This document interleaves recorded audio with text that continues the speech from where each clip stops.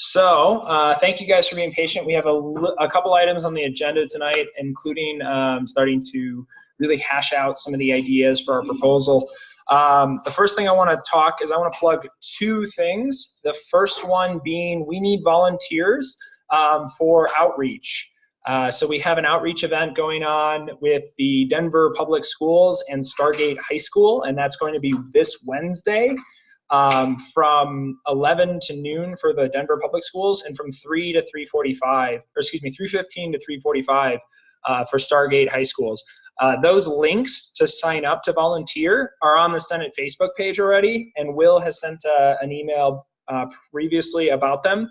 I will give him those links again, and we will send those out to you. Please distribute those to your classmates. Those are volunteer opportunities that you can do right away. Really make an impact on a young student's life to get them in. Otherwise, they're just going to all come to grad school because I'm just going to convince them all. I mean, I'm sorry, guys. It's gonna be one-sided here. Don't make that happen. Rep your schools. People that volunteered last week. Yeah. Friday, really enjoyed it. It was a really good experience. Going to 1 hour. So if you're available, we really need at least a couple people. Yeah. Also, another event that's going on this Wednesday from noon to 1, PRISM, which is the Gay Straight Alliance on campus, and Women in STEM are putting on a Safe Zone training. That's going to be in Research 2, 3107. Again, that is 12 o'clock noon this Wednesday in Research 2, 3107. That's a Safe Zone training. To really broaden cultural awareness and accepting different ways to deal and interact with people of different identities and genders and things. So put that on your calendar as well, and just please let other students know. That's open to everybody.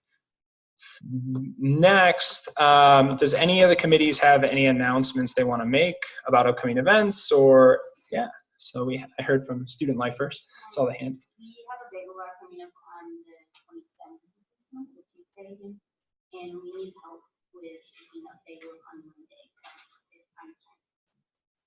Awesome. Do you have a sign-up sheet that you want to send out to? Send it to Okay.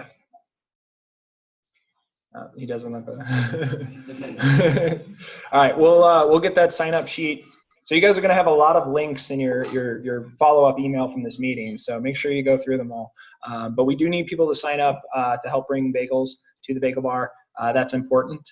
So please help make the event successful and really propel, get yourself some free bagels and coffee. That's awesome. And so philanthropy, I saw your hand up as well. So I got 3 things. Next week, my members are going to start working on the bowl rolling on the bowl-a-thon.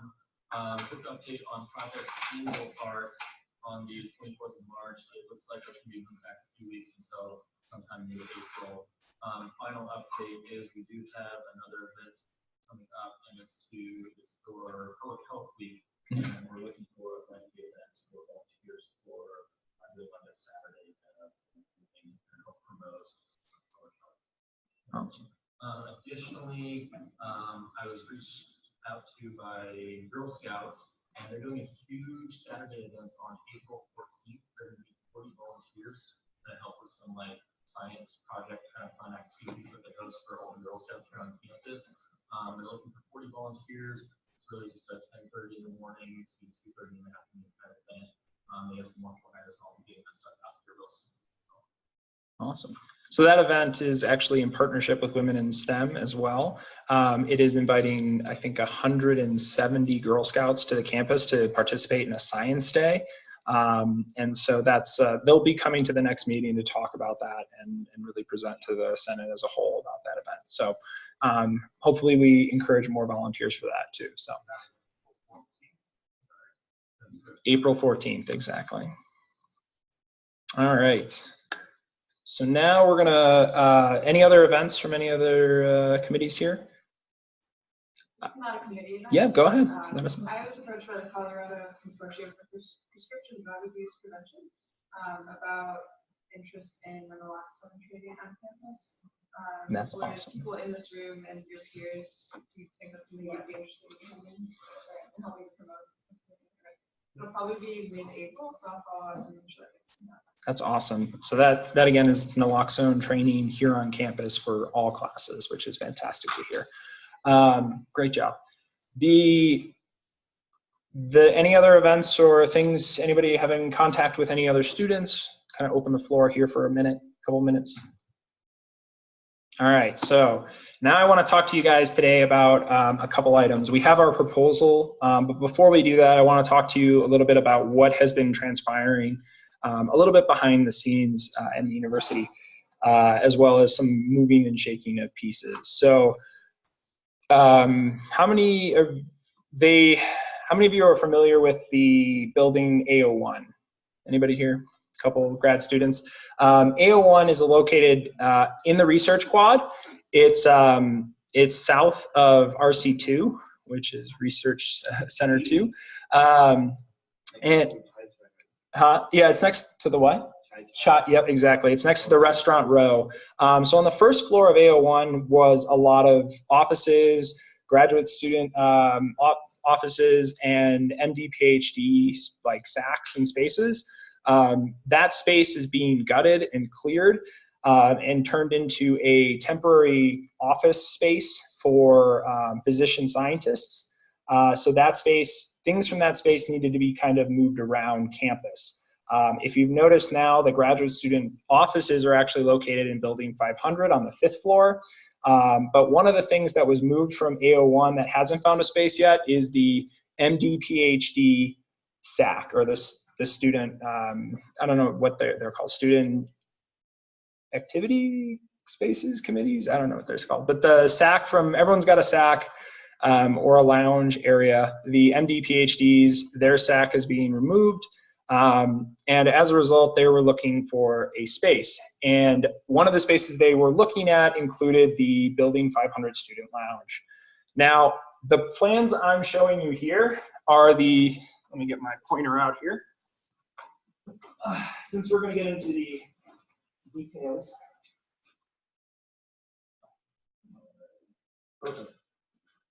So what you're seeing here is the current student lounge as it exists. What the MD PhD school has decided to request from senators and the provost and other people is this space here. So they would actually construct a wall in this entryway. This is kind of where the pool table is, half of the ping pong table and the foosball tables, along with the air hockey in one of the rooms.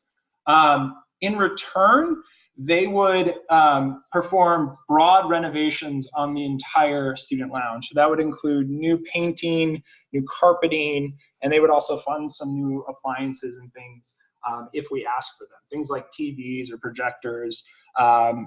So that is kind of how this space has been proposed to us. It's not a done deal, and it's not a full bore, like we're just going to do this anyway. But we wanted to get Student Senate opinion on this. So I'm going to open the floor up for comment, and I want to hear if you guys have any reservations about this, or if you're interested in them, going ahead with this. What would happen is this space where you get in here would become MD PhD space only, and then to get in, you'd have to badge in back in the backside over this way. So in the case of an emergency, you would be able to get out this door. So just to put that there. But there would also be a door here too. Any opinions on this proposal? Again, this isn't final or anything, but I wanted to hear everybody's opinions on this. So that was the original plan in the construction, which I'm showing, but what has been talked about is actually making it a full size wall. Initially, it was a 3/4 size wall to allow some light from the windows over here to come through, but I think they're just going to make this a full size wall. And that's, I think, what I remember hearing from Jim. They decided that since it would be the MD PhD staff, that those students would be using it more for study, those types of things, and they wouldn't want the noise from non-culturalists that would be a full wall. Yeah. Yeah. I was just in there earlier this afternoon. I never actually been in there. It's a pretty large space, so it'd be pretty nice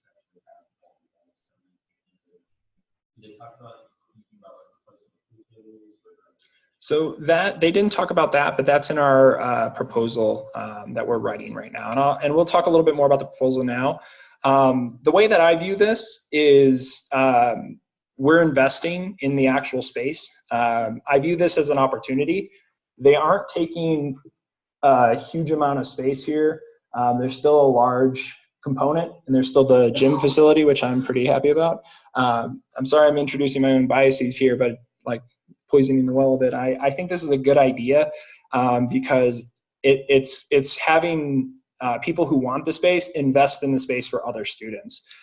So I feel like they're putting money into helping other students in addition to claiming the space. So it's not just a free, oh, we're taking this space and we need it.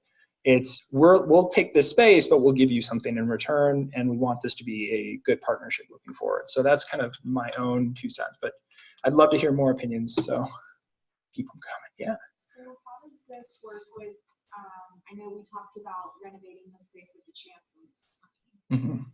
So we'll talk about that a little bit more in the next, when I transition over to the proposal.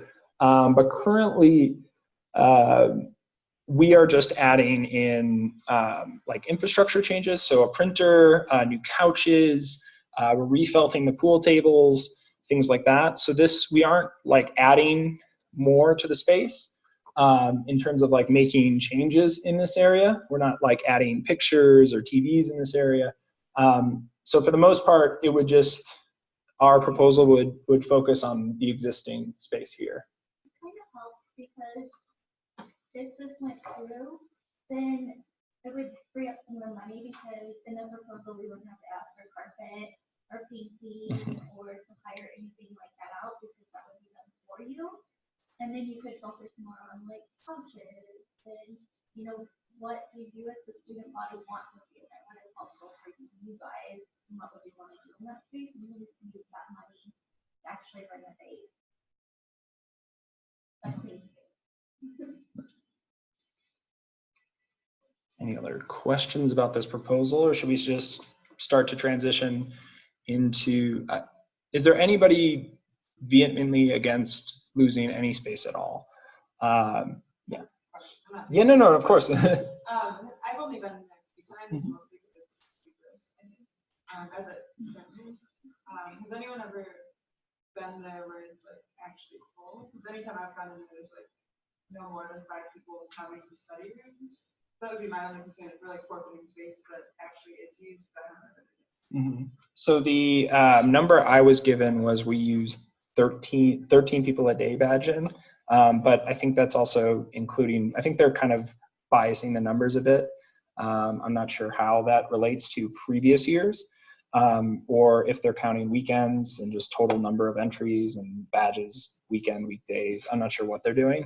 But I think that's the number that's been thrown out as justification for that. So I'm not sure. I think one thing we're going to do is we're also going to include, after today's meeting, we're going to talk a little bit about sending out a follow-up survey. That includes something along the lines of, would you use the space if it was cleaned up, maintained, nice and not the way it is right now. So, but. I would be careful of that. If it's like, hey, we're gonna glass this up and then we're gonna cut a third of it out. So I think that timing and that messaging can feel weird. Yeah, absolutely. But yeah, I think the major concern right now, I think student space in general on campus has increased. One of the caveats of for this removing this space is they mention the student lounge or the student area on the library as a student-only access point within the library. That's badge access and quiet study areas.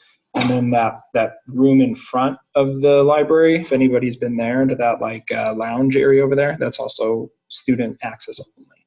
So they were saying that we are losing space here, and they understand that, but in a net, we've gained student spaces in the past year and a half. But yeah.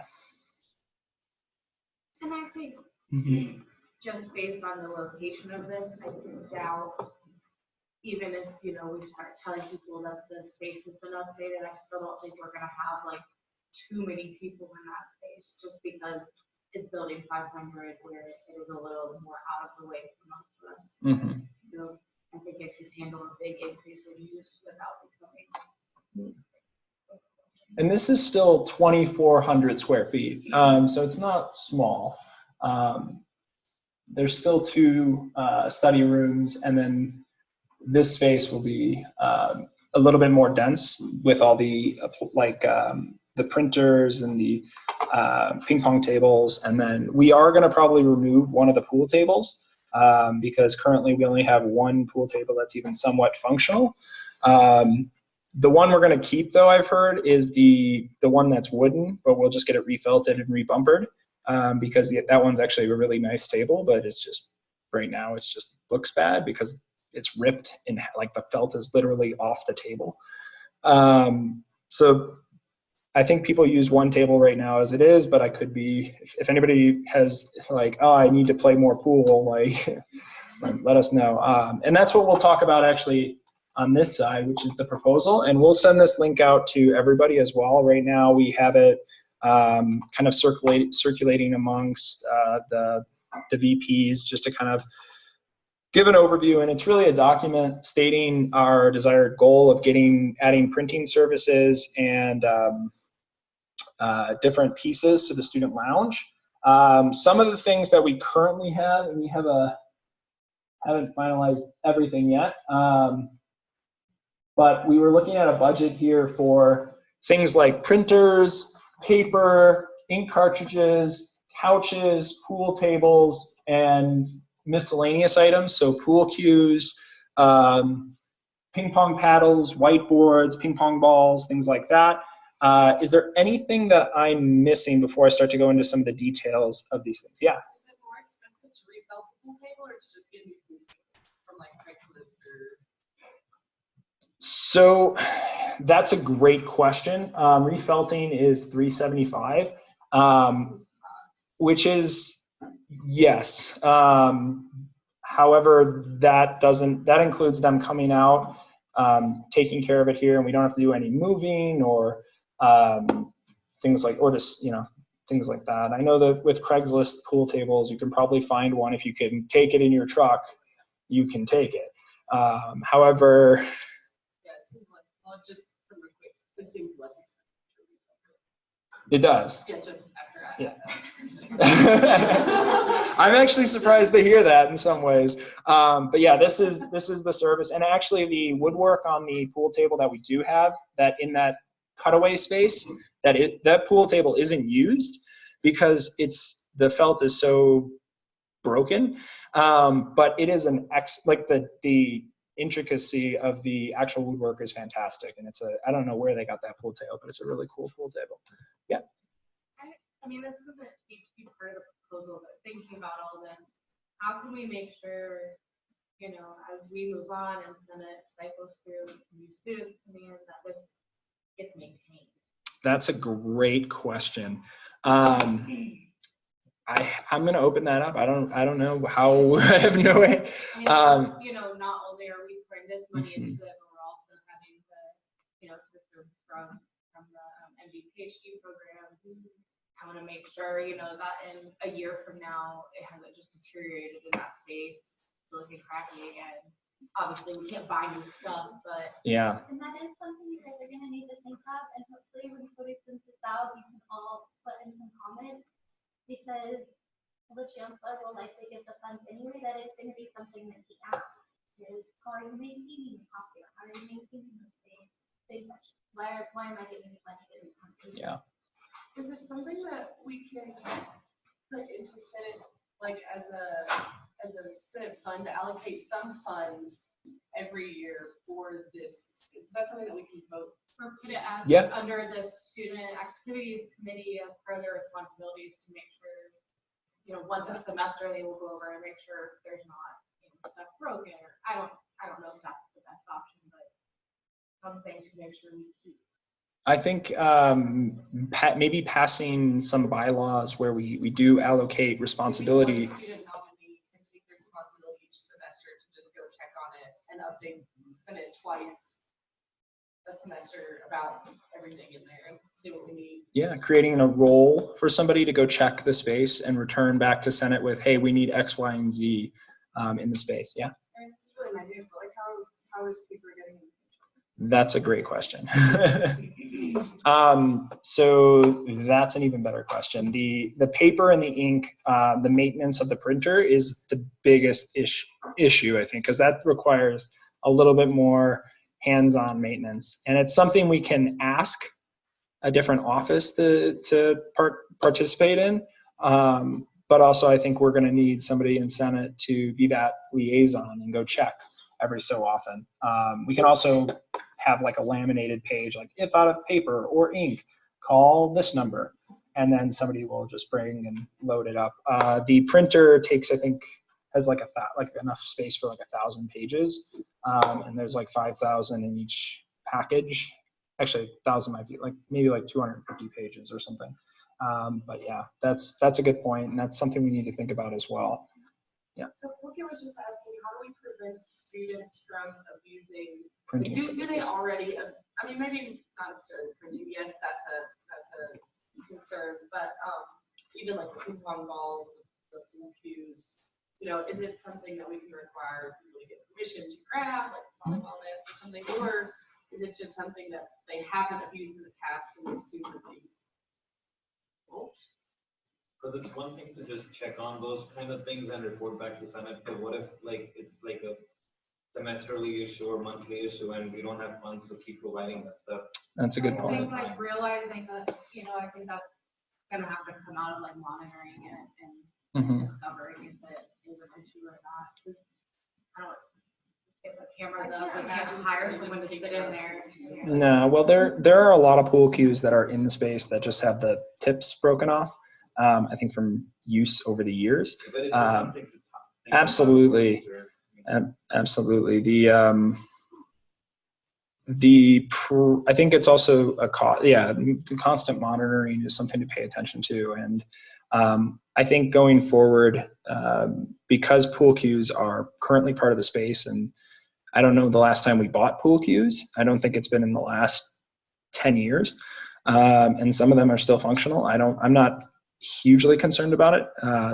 You can get 6 pool cues for $66. I think there's some symbolism in that number, but it's interesting. So that was, ping pong balls are very cheap. We can buy them in bulk too. And then, you know, I don't think we'll have a problem. They might end up everywhere, but that's a tripping hazard and not much of a, but I agree. There is that concern. I think, like you said, monitoring, if we do have that issue come up, it could be something where over time, we could install some sort of rental system. You have to go to rent it from somebody. Preferably somebody in the building, but I don't know. Maybe we can partner with the MD PhDs, and if they have, you know, somebody in one of the offices, if you knock on the door and you want to rent something. Hopefully it's not an issue and it can be assessed after. Maybe we can write that will assess the effectiveness of leaving it open after the first semester, 2 semesters or something. Yeah, and I really like the idea too of having somebody from Senate in a position to kind of be the liaison for the student spaces. I think we should put that into our bylaws. And that would also help the grant and maintain that like consistency of like, oh, we are going to have somebody checking in on these things. One of the other questions that I have for you guys in the grant is we currently have put in 5 toner cartridges and 5 huge tubs of paper. We may need more after a few years. So that like a year and a half, maybe 2 years, we might need more than that. So I'm turning to you to ask about that as well. So having somebody mention something about having like an allocation into a budget, but I don't want to make that requirement of Senate going forward. I want it to be something that if you guys have any ideas on how we can kind of throw these things into, or like pool something, maybe request more or something.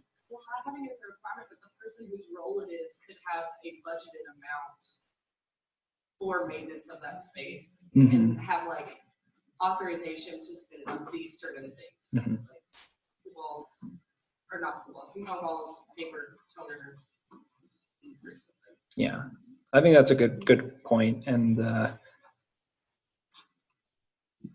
think that'd be a good way to kind of deal with it too.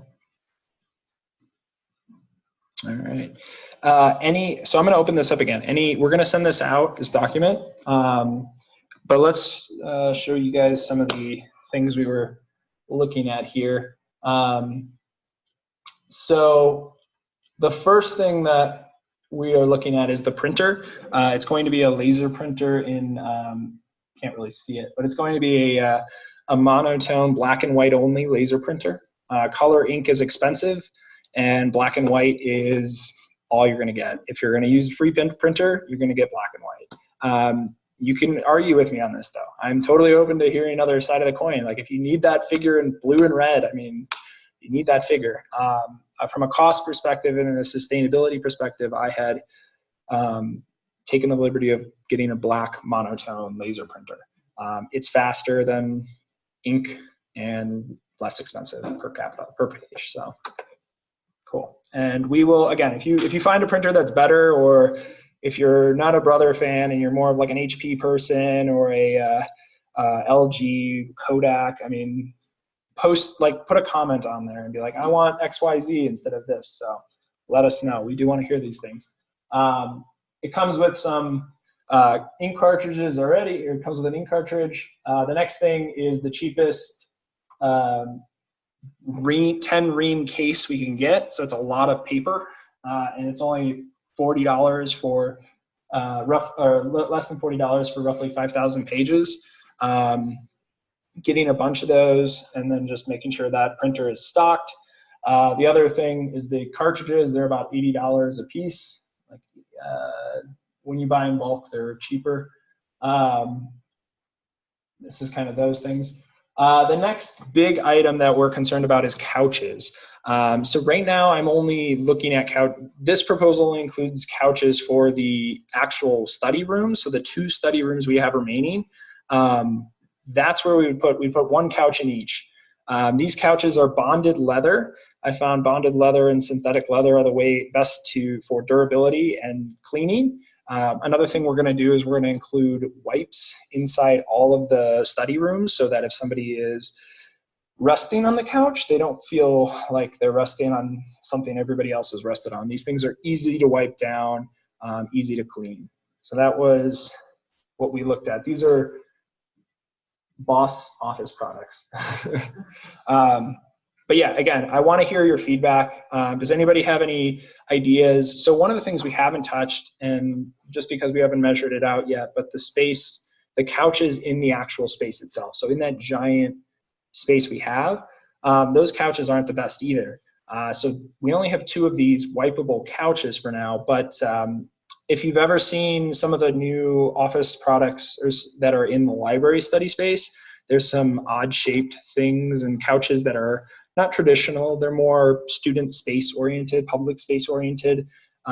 We haven't got a quote yet from a company that we reached out to, but some of those couches or things that they have include like power outlets in them. So they're a little bit more, they'll have like the outlet like you see at airports that plug in underneath the couch, but it won't be like airport seating. It'll actually be a little bit more funky looking.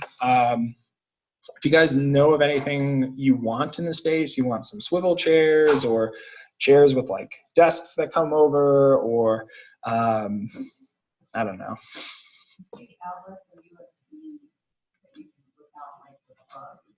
It's good, yeah. So having those under the couches, and then you were gonna. I was just gonna ask if you work with CCI at all? CCI, no, we haven't. Because sometimes we get better deals, so it's the Colorado correctional industry, so they actually have like inmates who work and build with these space. Huh. So sometimes because it's like state run. CCI, deals. all right. I Awesome. don't know, it's like student purchase furniture would be the same. I'm gonna look into that. That's fantastic. And then, I mean, that's thank you. And they can be really helpful in like fitting certain things, certain needs and spaces, so. Yeah. Yeah. Just going off of the USB thing, I know at the hospital we have these charging stations which provide like all different kinds of chargers for all of them. That's a good point. I don't know if you just want to have like a stand of that in the student lounge. That would be fantastic. What do you guys think about that idea? I think that's a great idea. That's fantastic. Good idea. They have it like on every floor, every pod area. So, and I didn't know my phone could be because it has a weird charger, but they have that too. So it's pretty nice. We could look into that. Great idea, Polka. That's fantastic. So ideas like that, that's what we'll put into this. We'll make this request. So right now, we're going to send you guys out after today's meeting what we have in terms of have already requested. Is there anybody that has any concerns about what we've requested already? So the last item I'm going to show you is just this set of pool cues. That's six for $66.99. I guess it's a little bit off the number. Yeah, I mean, is there any like vehement objections to what we've gotten or like looked into so far? Yeah. In terms of hooking up to that printer to print, how is that going to be done? Yeah. I've had serious issues with the system that the library uses. I don't know if anybody else on the computer just doesn't like it. So is it going to be the same way? I think that would have to be. So the way that you hook up, you have to go through the university system and print. Yeah. So right now that hasn't been worked out. What I was thinking in terms of for the current is like a USB plug, but I know some people have things that aren't USB. So we are going to need some sort of wireless connection. And we're going to have to work with OIT to kind of talk about that. Yeah, and I'm a little bit concerned if we do go through OIT to do this, there might be some fee associated with the printing service, just the software that is associated with that. So I just want to put that out there as well, so we just know that it might be an additional cost that we're aware of that we haven't put into this budget yet. We are going to be trying to talk to OIT next week. Just so a heads up, but having like a USB is the immediate option, like a little plug-in for your computer or laptop or whatever. But yeah. Yeah. A lot of printers have like a wireless network that you can hook up to these days. I don't know if that one does, but I mean, That would Bluetooth. Most computers that don't have a USB will have Bluetooth or That something. that would be the other And option. we could just have like the information on the printer itself. Yeah. This printer. Yeah. Yeah. Then you can avoid the network issue altogether. Yeah. That's a good point too, because Some security things happening if you're getting things to the university. yeah, that's where you get into the software and security issues. Jim, no, Will. Mhm.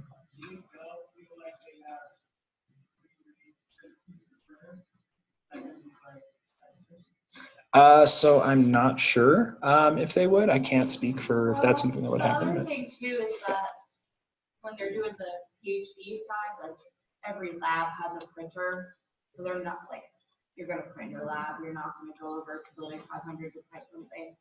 So I do think it would be like less of a concern with the group that's using J6K. yeah, This is another really nitpicky question, but I've done renovations before, and I think it's something that gets overlooked. The number of outlets in the space that's going to be enclosed, is that then discussed in terms of like what maybe we're losing by giving up that space, and if we're going to drop new outlets or lines in that new wall? that is a great question. Is that something you don't know? Absolutely, we would definitely want that. So we'll talk with that plan hasn't been finalized yet, so they're still, they are going to be doing new painting and new carpeting.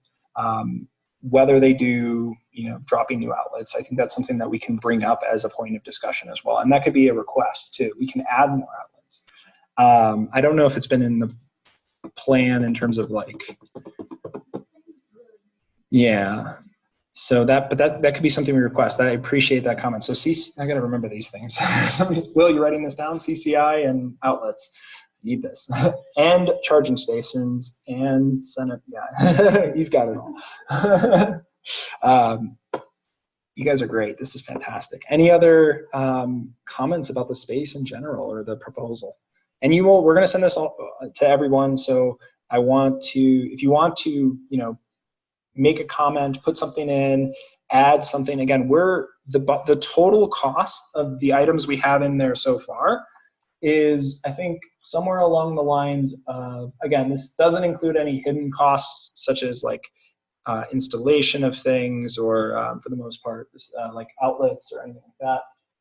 We are requesting $2,600. So it's really not that much, and we have a lot of. So there could be a lot more couches or things like that. I've also heard, yeah. What's the traditional amount that's been given through this fund before? So we, I think, can ask up to $6,000 or $7,000. So we're, yeah. I'm with you.